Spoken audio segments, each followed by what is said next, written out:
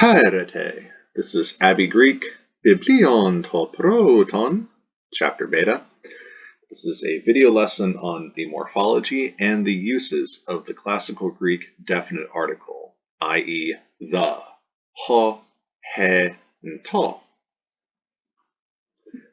So let's start with morphology, how the definite article morphs, how it forms. So we have ho, he, and to for the masculine ho, feminine he, and the neuter to. So unlike classical Latin, classical Greek does have a definite article. We have a the. Think of the Gospels when Pontius Pilate brings Christ out for the crowd. The Latin given for what Pilate says is traditionally ecce homo, behold, man. But by context in classical Latin, we know that homo means the man. We're talking about the man through context. Whereas in Greek, the Greek rendering for what Pilate says is idou ho anthropos, ho, the man, the one you know we're talking about, this man right here, not any old man, the man. So the definite article the is typically used to take something that is more general and individualize or particularize it. So we take a broad class like people, and we can narrow that down to a particular person. And the definite article does that. It takes the broad and makes it more narrow. So let's start with the forms. So the masculine goes ho, tu, toi, and ton. Now keep in mind, these are, one, monosyllabic.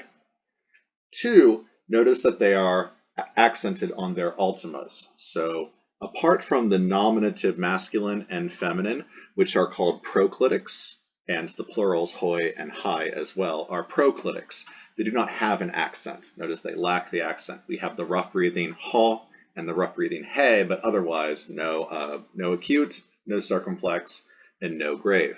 The to, that is an oxytone, has an acute on its only syllable, its ultima.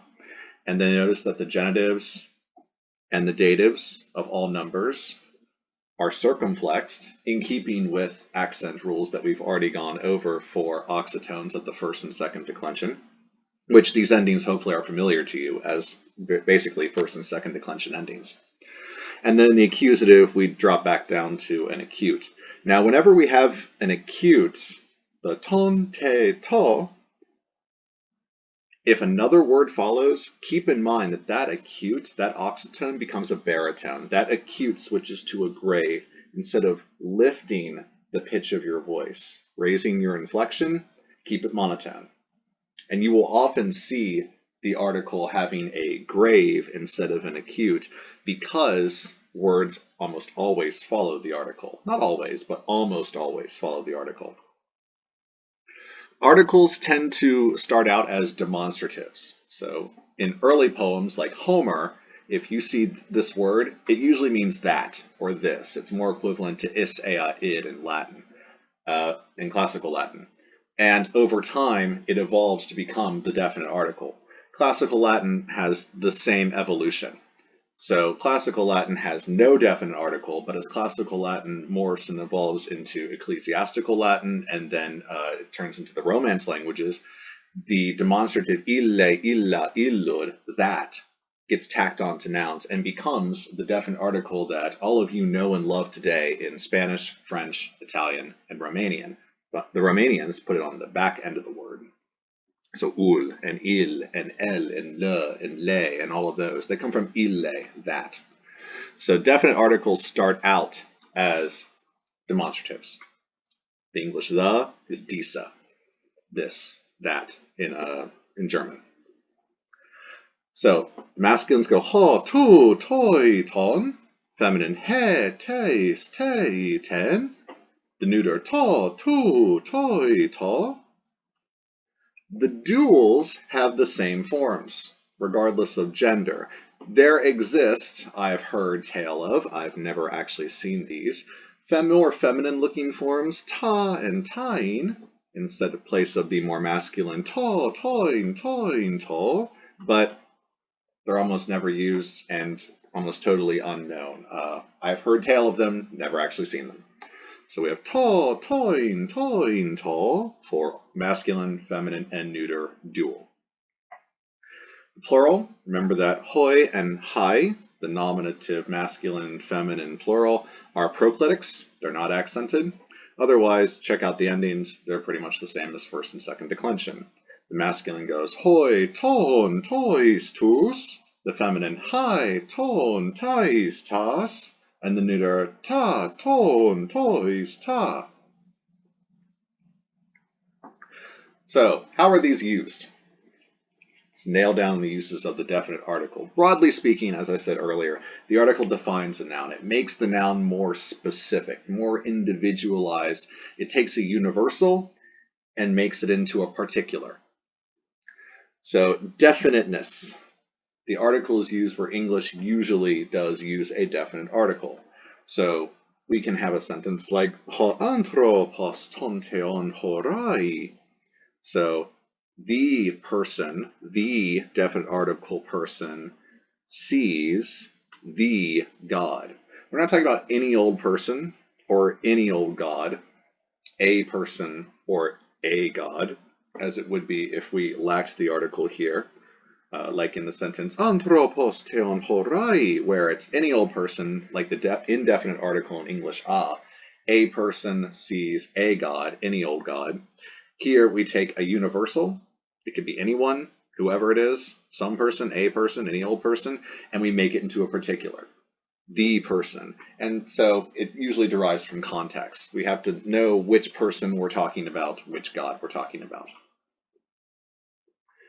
The article is used to name whole classes, so entire classes of things, but it does not refer to only some members of the class. So a sentence like, Greeks are not deathless. Greeks are mortal. We're talking about all Greeks, not just some Greeks. The entire class of Greeks are mortal. They are not deathless. Hoi Hellenes uk athanatoi. The Greeks, the class of Greeks, all of them, every single individual as part of the group known as Greeks, are not deathless. They are not immortal. But if we are talking about particular Greeks, like under number A, definiteness, hoi Hellenes pelgusin. Hoi Hellenes pelgusin. The Greeks are fleeing. And once again, through context, hopefully we've already mentioned some Greeks, and we're saying that those Greeks, those ones over there, I can point them out, they are fleeing. We're not talking about the whole class of Greeks. We're talking about these particular Greeks, as opposed to the whole class of Greeks are not deathless. Both of these we use the article. However, if we refer to some members of the class, then we will not use the article. So if in our little story, we're not saying that those Greeks, those particular Greeks are fleeing, but some Greeks were fleeing as opposed to others which did not, we do not give it the article. We just say Hellenes pelgusin. Some Greeks are fleeing. Greeks are fleeing. Which ones? Some of them, not all of them. Not even particular ones. Just wave of the hand, some of them. Just like in English, a singular noun can stand for a whole class. So in the sentence, the nightingale sings beautifully. I am referring to the whole class of bird as the nightingale. Notice that in English, we also use the definite article to indicate classes. I don't say nightingale sings beautifully, unless I were referring to something named nightingale. If I put a definite article in front of it, the nightingale, I'm referring to the entire class of birds. It's like Greeks are not deathless. The entire class of birds sing beautifully. She plays the cello. You mean that one? That one right there, that particular one? No, I mean the class of instrument known as the cello. She plays it. She plays the piano. Oh, that particular one? Yes, she could play that particular piano. Definite article, the piano. But if you put any piano in front of her, she would be able to play it. What about some pianos? Ah, well, that wouldn't get the article. She can play some pianos, not others, which is kind of a weird problem to have. Names. The article is often, though not always, used with names of people or places that you're expected to recognize, either because the person is famous or notorious, infamous. So think of Alcibiades. Hupotud Pericleus epaideute. He was trained, look at that aorist passive, he was trained by the Pericles. Which one? Well, I just said the Pericles. The very man. You know which one I'm talking about. Hey, Hellas, Calais. Greece. The famous land Greece is beautiful. See this acute here? That's actually a mistake. Make that a grave because another word follows it. Good catch, viewer. You saw that. So this acute, because its fault would be normally an acute, but because another word follows it, turn that acute into a grave. Yes, I did that on purpose, just to make sure you were paying attention. Good catch. I like that. D, abstract nouns. The article is generally used with abstract nouns. This is kind of weird to us in English because we typically don't say, ah, yes, the virtue is a good thing to have. I really like the excellence. The piece was good. It seems a little odd to us, but Greek typically puts the article in front of abstract nouns. Basically, when in doubt, I've been always taught, when in doubt, use the article. That's just the way it works. Articles tend to go with nouns.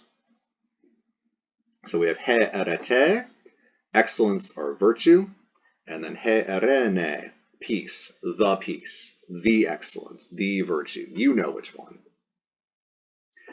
And then the article can show unemphatic possession, and that only works if you can make it inferable from context. So ton adelpon horai, he sees his brother, he sees the brother. You know which one we're talking about. It's his brother. So the article can stand in for the possessive adjective. All right, let's go over positioning of these modifiers, the attributive and predicative positions. So look at the words. You know Latin. Think about what they mean. Attributive, tribuo, ad tribuo. Predicative, it's praedico, said of and linked to. So Latin, classical Latin, doesn't have that definite article, so you're probably not used to this. So check out how Greek does the definite article. You'll probably have a leg up because you know English.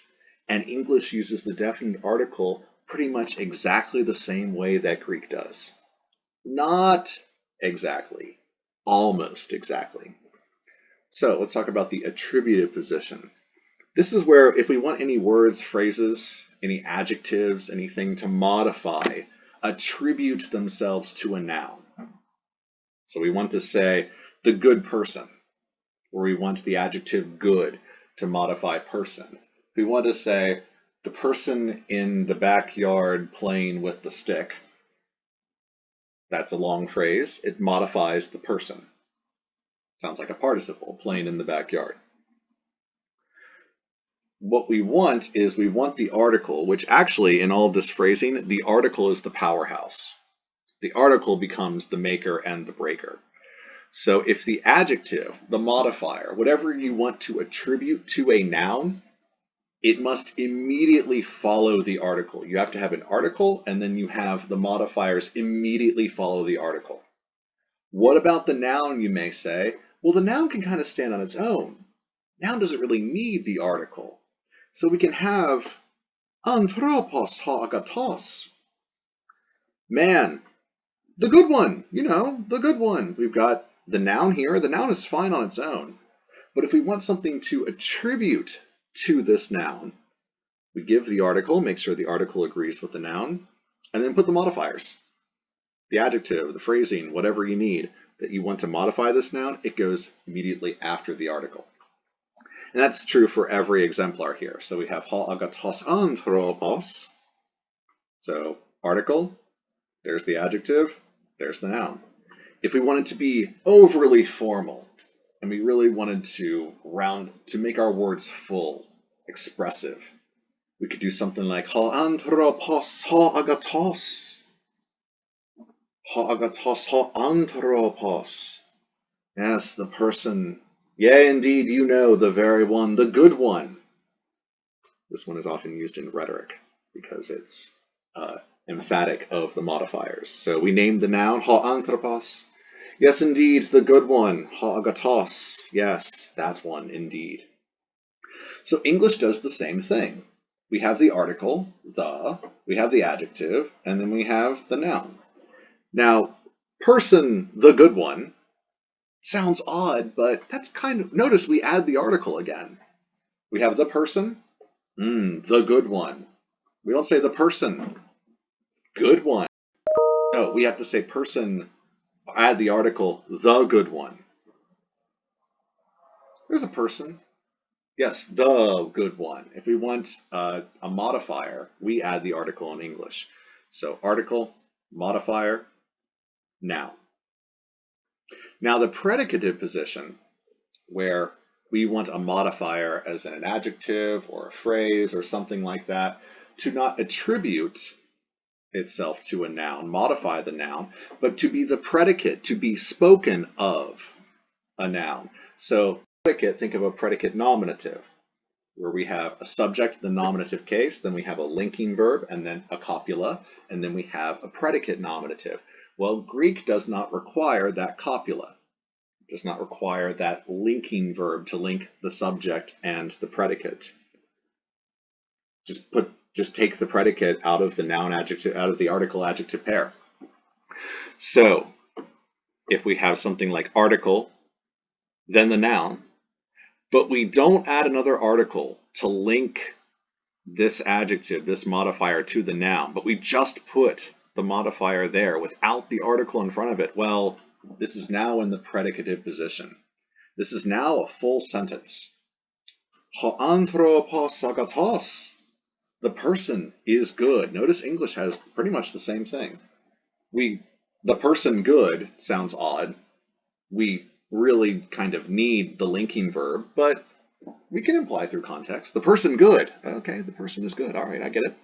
So article, noun, there's our copula, our linking verb, and then the predicate. And we have article, noun, and we don't have another article in front of this. The person, the good one, would be attributive, where we add the article in front of the modifier. The person, the good one. Then we also add one in English. And then this one, if you really want to emphasize the modifier, the adjective, it goes first. Agathos ho anthropos. Good is the person. The good person would be the attributive. Good is the person. Article, noun, there is no article in front of the adjective. If we had ho agathos ho anthropos, it would be attributive. We'd say the good man, the good one, the man, the person. Yes, the person, the good one, Here it's good is the person. The person is good. Arista, very good. Now practice declining nouns, adjectives, along with the article. Make sure you check out all the positionings of the attributive position. Make sure that when you decline nouns and adjective pairs, that your article is not in the predicative position, because then you would not have a noun-adjective pair, but instead you would have a sentence.